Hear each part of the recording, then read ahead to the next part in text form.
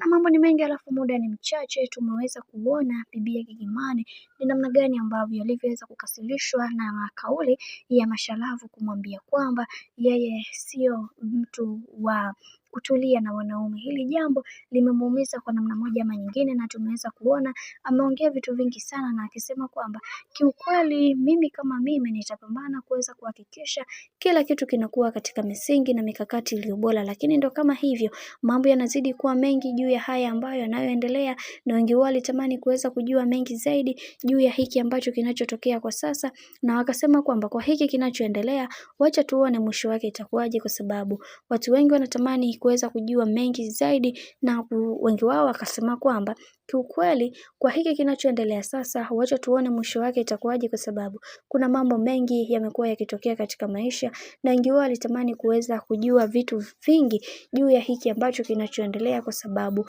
tunaona bibi Gigimani sasa hivi toka alivyoweza kufunga ndoa amekuwa mtu ambaye mwenye adabu na mwenye ustaarabu wa hali ya juu, jambo ambalo watu wengi hawakuweza kutegemea, na wengi waliweza kuongea mengi juu ya hiki ambacho kinachoendelea. Lakini ndo kama hivyo, mambo yanazidi kupamba moto juu ya haya ambayo yanaendelea, licha ya bibi huyu kuweza kuonekana ni mbaya na ni mkosefu, lakini bado watu waliendelea kupambana kuweza kuhakikisha kila kitu kinakuwa katika misingi na mikakati iliyo bora, na wengi wao waliweza kuzungumza mengi, waliweza kumdhihaki sana, lakini yote ya yote Mungu ameendelea kuweza kusimama upande wake na kuhakikisha kila kitu kinakuwa katika usawa ulio bora, na hicho ndio kitu pekee ambacho watu wengi walikuwa wanakiomba kwa muda mrefu sana.